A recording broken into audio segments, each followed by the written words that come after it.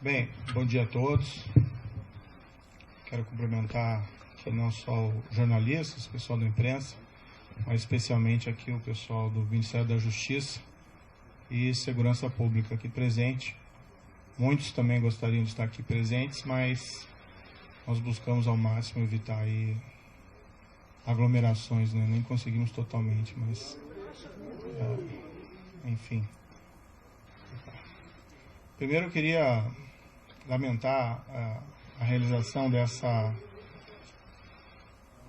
Eu pediria silêncio daí para que pudesse falar sem intervenção. Eu queria lamentar aqui esse evento na data de hoje. Nós estamos passando por uma pandemia, né, do Covid-19. Ontem, uma informação lamentável de 407 óbitos, 3.313 óbitos no total. Então, durante essa pandemia, infelizmente, tendo que realizar esse evento, busquei ao máximo evitar que isso acontecesse, mas foi inevitável. Então, peço a compreensão de todos pela circunstância adversa, mas não foi por minha opção. Antes de entrar no assunto específico, eu queria fazer só algumas reflexões gerais para poder justificar minhas decisões. Antes de assumir o cargo de Ministro da Justiça e Segurança Pública, eu fui juiz federal por 22 anos, tive diversos casos criminais relevantes e desde 2014, em particular, nós tivemos a Operação Lava Jato, que mudou o patamar de combate à corrupção no país. Claro que existe muito ainda a ser feito, mas aquela grande corrupção, que em geral era impune, esse cenário foi modificado. Isso foi um trabalho do Judiciário, do Ministério Público, de outros órgãos, e na parte da investigação, principalmente aí da Polícia Federal.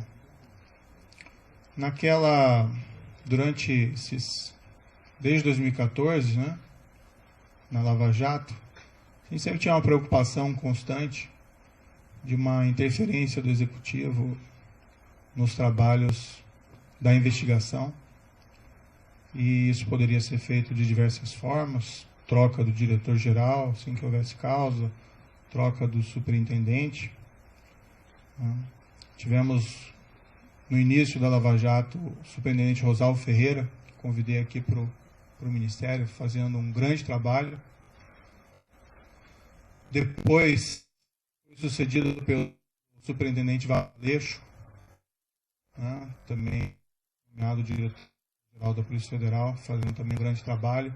Houve essa substituição, mas essa substituição na época foi pela aposentadoria do Dr. Rosalvo. E, enfim, foi garantida a autonomia da Polícia Federal, né, durante esses trabalhos lá de investigação. É certo que o governo da época tinha inúmeros defeitos, né, aqueles crimes gigantescos de corrupção que aconteceram naquela época, mas foi fundamental a manutenção da autonomia da PF para que fosse possível realizar esse trabalho, seja de bom grado ou seja pela pressão da sociedade. Essa autonomia foi mantida, isso permitiu que os resultados fossem alcançados. Isso é até um ilustrativo, né, da importância de garantir Estado de Direito, Rule of Law, autonomia das instituições de controle e de investigação. Lembrando aqui até um episódio que um domingo qualquer, durante aquelas investigações, lembro que foi o superintendente, Maurício Valeixo, que recebeu uma ordem de soltura ilegal do presidente Luiz Inácio Lula da Silva, então condenado por corrupção, preso. Essa ordem emitida por um juiz incompetente, depois isso foi reconhecido nas demais instâncias. Foi graças à autonomia dele e ao sentimento da necessidade de cumprimento do dever que ele comunicou às autoridades judiciárias e foi possível rever essa ordem de prisão ilegal antes que ela fosse executada, a demonstrar o empenho dessas autoridades e da importância da autonomia das organizações de controle. No final de 2018, isso é uma história um pouco repetida, eu recebi convite do então eleito presidente da República, Jair Bolsonaro, e isso eu já falei publicamente diversas vezes. É fácil repetir essa história, porque essa história é absolutamente verdadeira. E fui convidado a ser ministro da Justiça e da Segurança Pública. O que foi conversado com o presidente, 1º de novembro, foi que nós teríamos um compromisso com o combate à corrupção, crime organizado e a criminalidade violenta. Inclusive foi-me prometido na ocasião carta branca para nomear todos os assessores, inclusive desses órgãos, né, policiais, como a Polícia Rodoviária Federal e a própria Polícia Federal.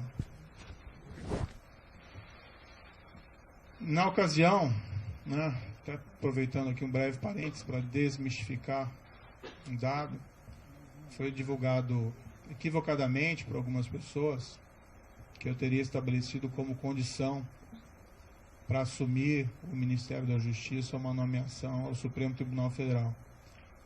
Nunca houve essa condição, até porque seria algo de aceitar um cargo de ministro da Justiça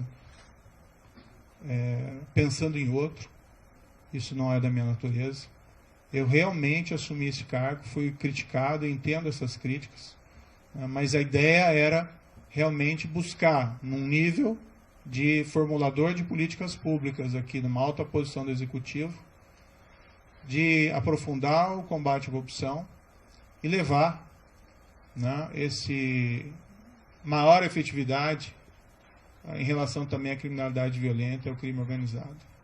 Tem uma única condição que eu coloquei, não ia revelar, mas agora isso acho que não faz mais sentido, manter o segredo. Isso pode ser confirmado tanto pelo presidente como general Heleno. Eu disse que, como eu estava abandonando 22 anos da magistratura, contribuí 22 anos para a Previdência e perdia, né, saindo da magistratura, essa Previdência, pedi apenas, já que nós íamos ser firmes contra a criminalidade, especialmente a criminalidade organizada, que é muito poderosa, que se algo me acontecesse, né, pedi que a minha família não ficasse desamparada sem uma pensão. Foi a única condição que eu coloquei para assumir essa posição específica no Ministério da Justiça. Permito-me aqui dizer que o presidente concordou com esse compromisso, nem foi uma condição, o combate à corrupção, criminalidade violenta, criminalidade organizada. Falou até publicamente que me daria a carta branca. Eu já tinha uma expertise por trabalhar, né, com polícia, como juiz, evidentemente, em relação à criminalidade organizada, e aceitei aquele intento de realmente fazer com que as coisas evoluíssem.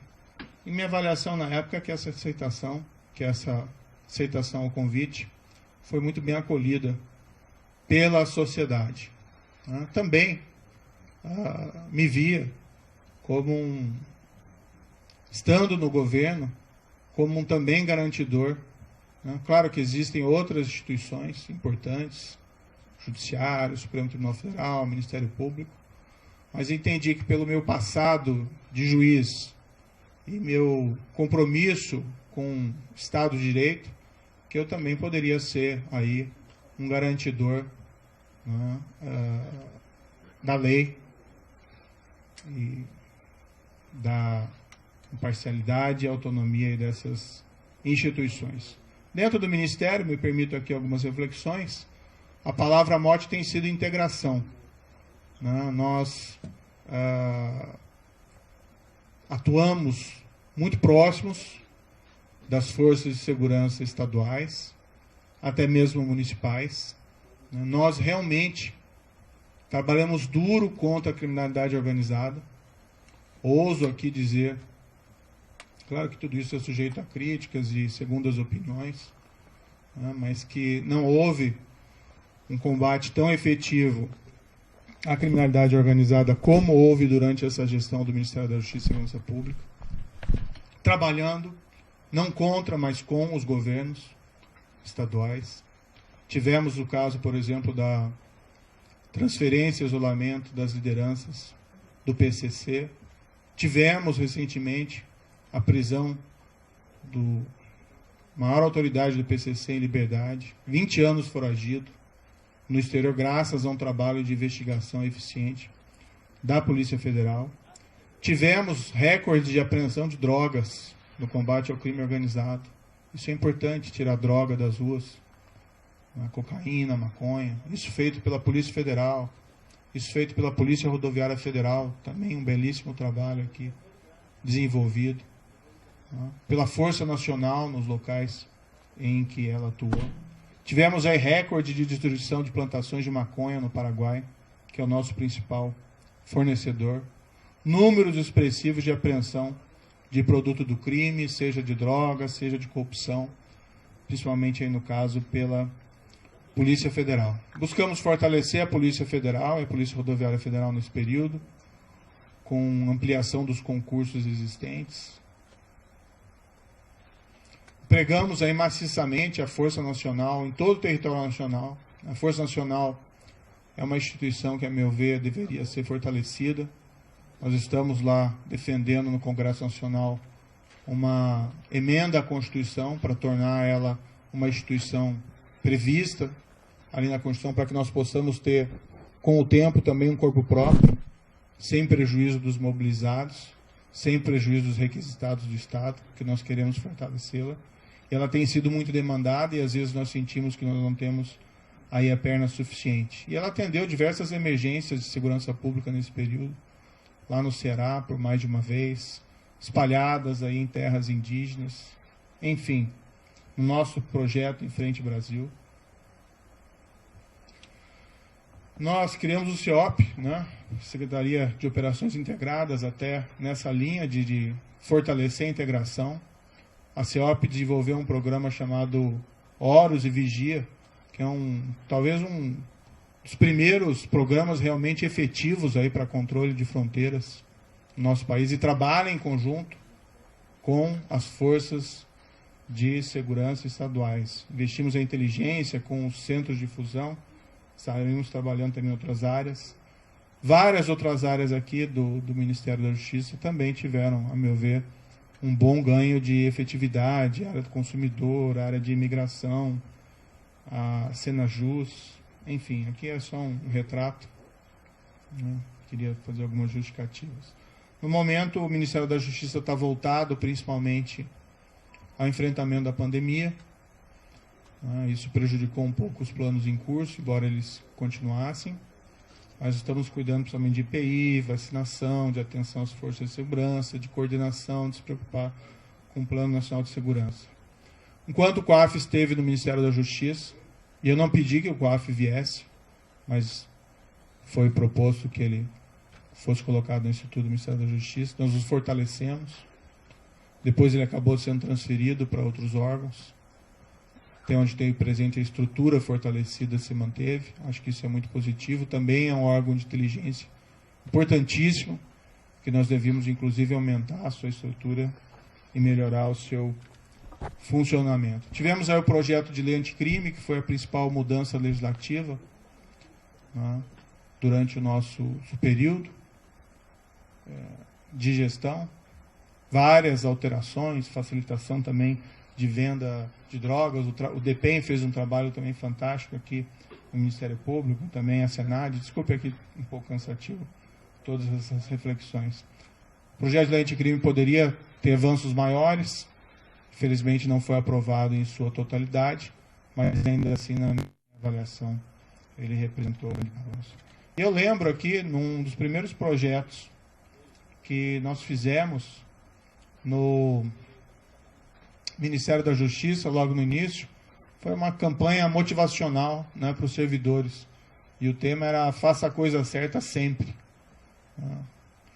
Então, esse sempre foi o mote, sempre foi a palavra, frase de ordem do Ministério da Justiça e da Segurança Pública. Faça a coisa certa, não importa as circunstâncias, arque com as consequências, isso faz parte.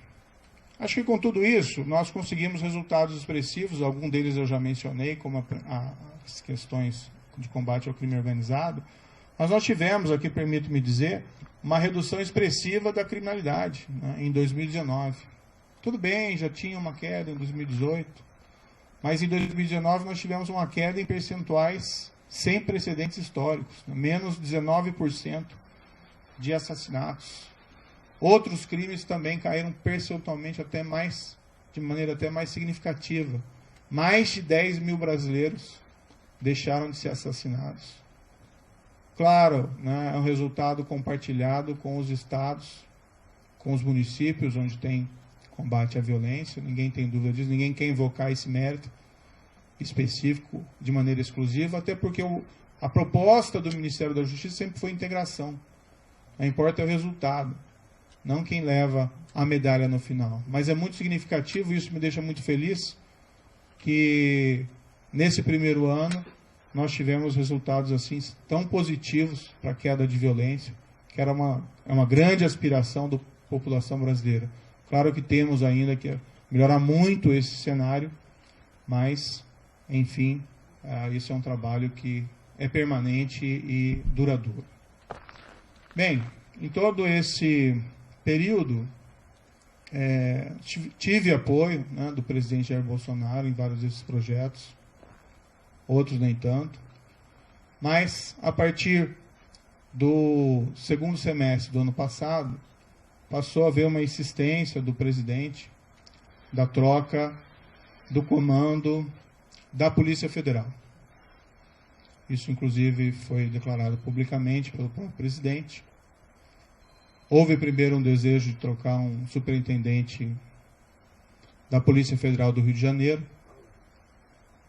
Sinceramente, não havia nenhum motivo para essa substituição. Mas conversando com o superintendente em questão, ele queria sair do cargo, né, por questões exclusivamente pessoais. Então, nesse cenário, acabamos concordando, eu e o diretor-geral, em promover essa troca, com uma substituição técnica, com uma substituição de um indicado pela polícia.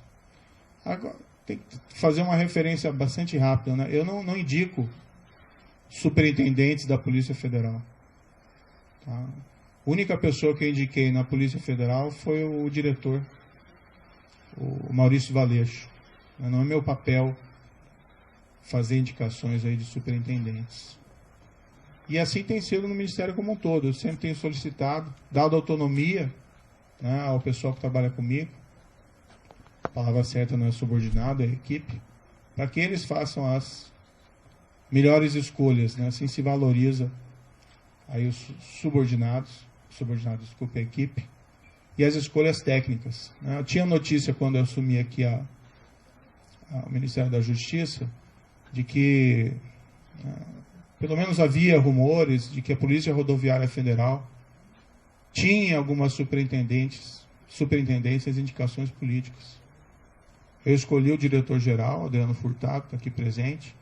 Ele pode ser testemunhal, que eu disse para ele na ocasião, que eu falei, escolha tecnicamente. Né? O que não é aceitável de maneira nenhuma são essas indicações políticas. Claro que às vezes existem indicações positivas, mas quando se começa a preencher esses cargos técnicos, principalmente de polícia, por questões político-partidárias, realmente o resultado não é bom para a corporação, inclusive. O presidente, no entanto, passou a insistir também na troca do diretor-geral.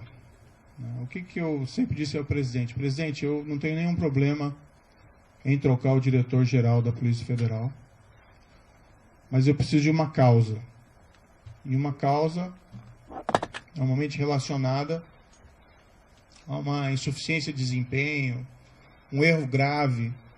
E, no entanto, o que eu vi, né, durante todo esse período, e até pelo histórico do próprio diretor-geral, que é um trabalho bem feito. Né? Várias dessas operações importantes, combate ao crime organizado, operações também de combate à corrupção que foram relevantes, poderiam ter até mais operações, né? Mas normalmente essas operações elas maturam durante algum tempo. E ano passado, em particular, nós ficamos aí 4 meses sem poder movimentar inquéritos envolvendo lavagem de dinheiro, né, por uma decisão judicial. Isso também prejudicou um pouco os trabalhos. Mas o trabalho vinha sendo feito e até a queda dessas estatísticas criminais é um indicador relevante de que o trabalho estava sendo positivo.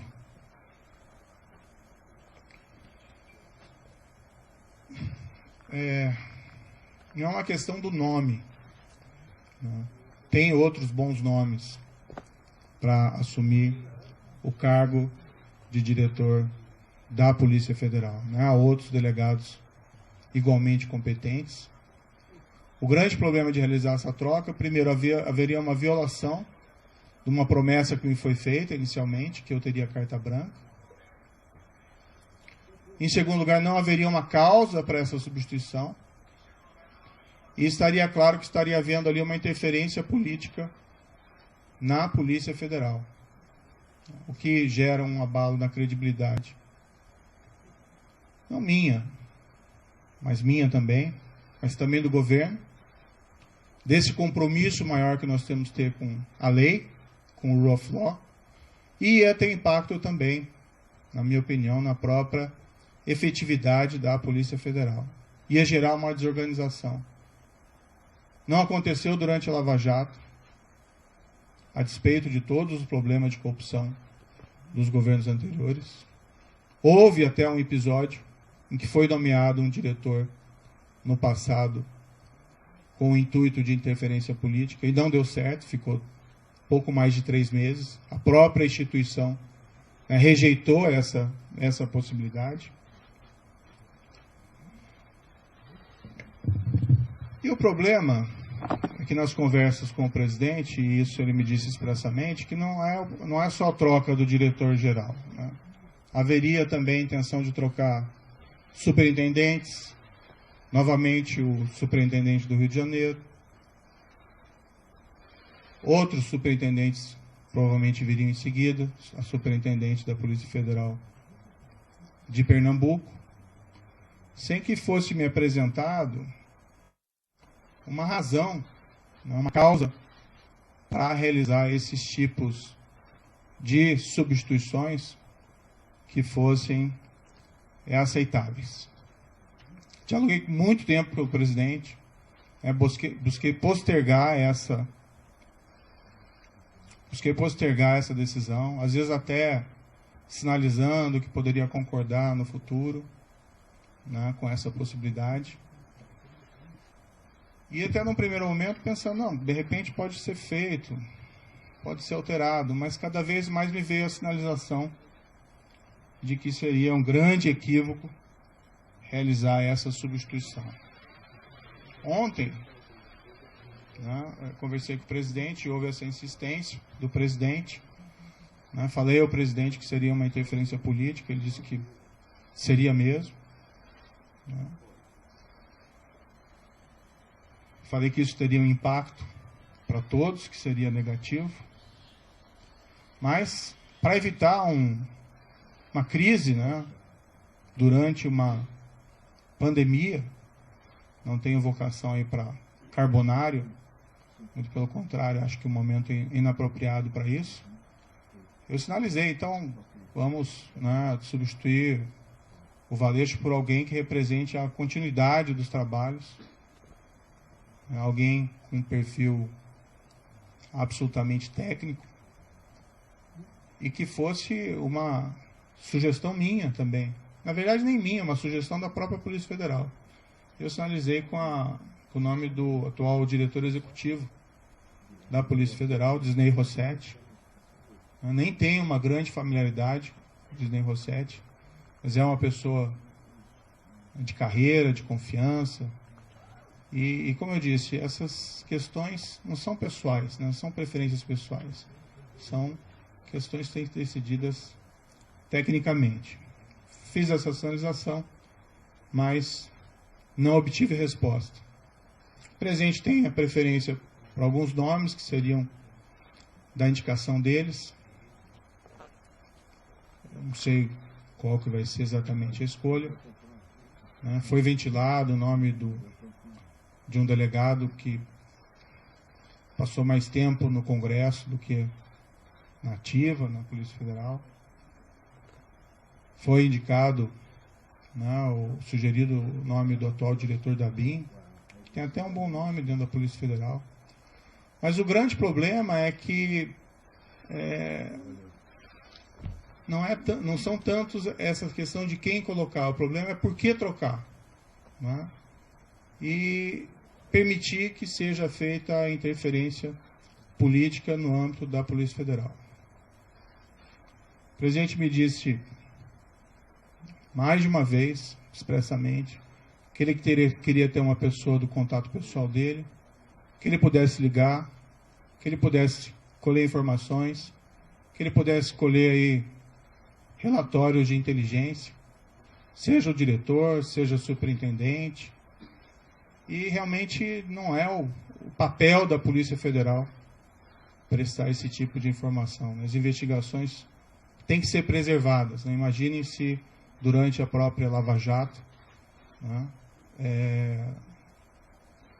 o ministro, o diretor-geral, o presidente, então presidente Dilma, o ex-presidente Luiz ficassem ligando para o superintendente em Curitiba para colher informações sobre as investigações em andamento. Então, a autonomia da Polícia Federal, como um respeito aí à autonomia da aplicação da lei,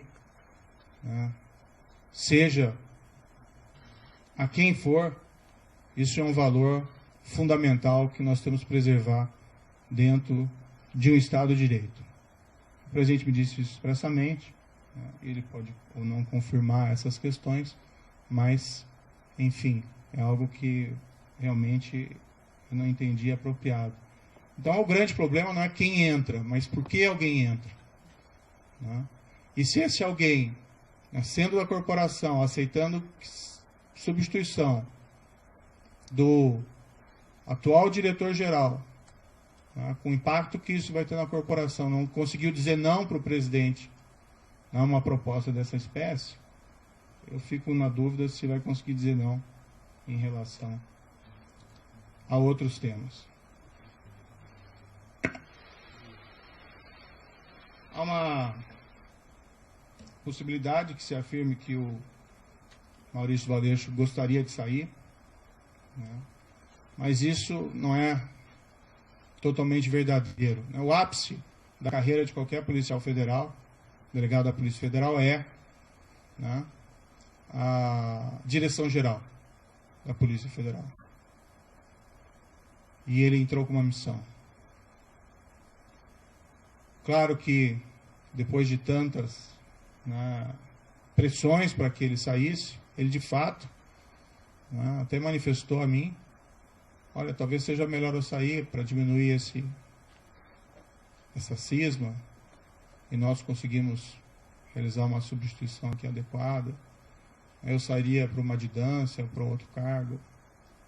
Mas nunca isso voluntariamente, sim decorrente dessa pressão, que a meu ver não é aí apropriado. E o grande problema, uma substituição que seja orientada aí por causas que possam ser sustentadas, não haveria aí nenhum problema específico. O presidente também me informou que tinha preocupação com inquéritos em curso no Supremo Tribunal Federal e que a troca também seria oportuna da Polícia Federal por esse motivo. Também não é uma razão que justifique a substituição, até algo que gera uma grande preocupação. Enfim, eu, né, sinto que eu tenho o dever de tentar proteger a instituição, a Polícia Federal. E por todos esses motivos, eu busquei uma solução alternativa para tentar evitar aí uma crise política durante uma pandemia. Acho que o foco deveria ser o combate à pandemia, mas entendi que eu não podia aí deixar de lado esse meu compromisso com o Estado de Direito. A exoneração que foi publicada, eu fiquei sabendo pelo Diário Oficial, pela madrugada. Eu não assinei esse decreto. Em nenhum momento isso foi trazido, em nenhum momento o diretor-geral da Polícia Federal apresentou um pedido formal de exoneração. Depois ele me comunicou que ontem à noite recebeu uma ligação dizendo que ia ser exoneração a pedido e se ele concordava, né? Ele disse, como é que eu vou concordar com alguma coisa? Eu vou fazer o quê, né? Se ele já está sujeito à exoneração a pedido ou à exoneração ex officio. Mas o fato é que não existe nenhum pedido que foi feito de maneira formal. Eu, sinceramente, fui surpreendido. Achei que isso foi ofensivo. Vi que depois a SECOM afirmou que houve essa exoneração a pedido, mas isso, de fato, não é verdadeiro. Para mim, esse último ato também é uma sinalização de que o presidente me quer realmente fora do cargo, não me quer presente aqui dentro do cargo, porque essa precipitação na realização da exoneração não vejo aí muita justificativa. Eu tenho até outras divergências, tive outras divergências com o presidente federal, com o presidente da República durante essa permanência aqui. Tive muitas convergências, recebi apoio do presidente em diversas ocasiões importantes, assim como dei apoio ao presidente da República em várias circunstâncias.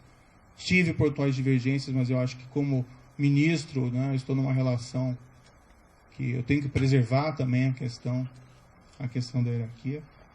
Mas não vou aqui falar dessas outras divergências, isso fica para uma outra ocasião. De todo modo,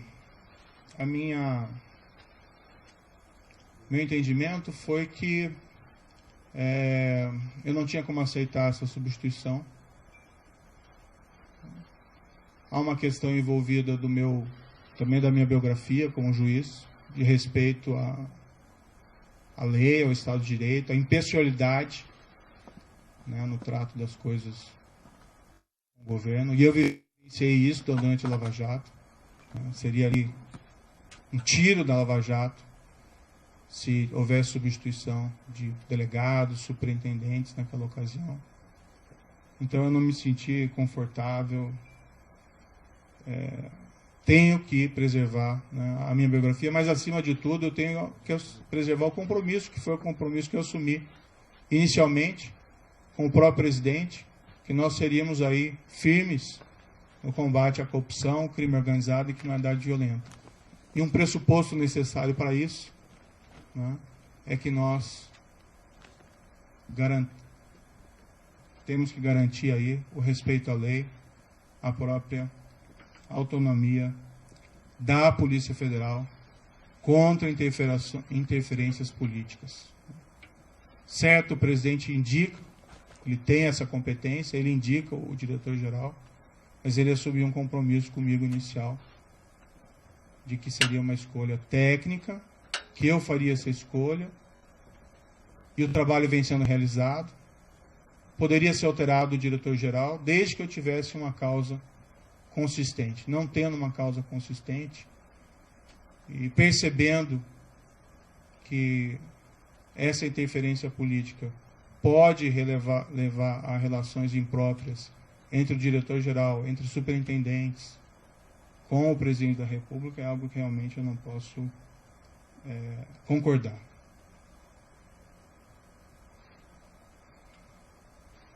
Um pouco sobre o futuro, De todo modo, eu agradeço ao presidente da República a nomeação que me foi feita lá atrás. Acho que nós tínhamos um compromisso, eu fui fiel a esse compromisso. Acho que estou sendo fiel a esse compromisso no momento em que eu me encontro aqui dentro do Ministério da Justiça. No futuro, né, eu vou começar a empacotar minhas coisas e vou providenciar aqui o meu encaminhamento da minha carta de demissão, né. Eu, infelizmente, não tenho como persistir com o compromisso que assumi, sem que eu tenha condições de trabalho, sem que eu tenha condições de preservar a autonomia da Polícia Federal para realizar os seus trabalhos, ou sendo forçado a sinalizar uma concordância com uma interferência política na Polícia Federal, cujos resultados são imprevisíveis. Espero que, independente da minha saída, seja feita a escolha de ou até, né, quem sabe, a própria manutenção do diretor-geral atual, já que o pedido de exoneração não existe, mas não havendo essa possibilidade, que seja feita uma escolha técnica, sem preferências pessoais, né, que também a instituição, dá para se confiar na Polícia Federal, né? A Polícia Federal tem um histórico, ela vai também resistir a qualquer espécie de interferência política, tenho crença nisso, e que seja indicado alguém que possa realizar um trabalho autônomo, independente, alguém que não concorde, né, em trocar superintendentes ou delegados por motivos não justificados. O meu futuro pessoal, após isso, né, eu abandonei esses 22 anos de magistratura. Infelizmente é um caminho sem volta, né, mas quando eu assumi, eu sabia dos riscos. Vou descansar um pouco, né. Nesses 22 anos foram muito trabalho, em especial durante todo esse período da Lava Jato, eu praticamente não tive descanso, e nem durante o exercício do cargo de ministro da Justiça e Segurança Pública. Vou procurar, né, mais adiante um emprego, não enriqueci, né, no serviço público, nem como magistrado, nem como ministro, e quero dizer que, independentemente de onde eu esteja, eu sempre vou estar à disposição do país para ajudar, o que quer que seja, se eu puder ajudar nesse período da pandemia com outras atitudes, mas,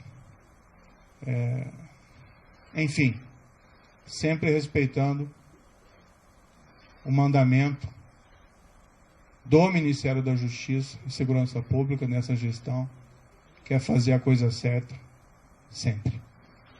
Muito obrigado.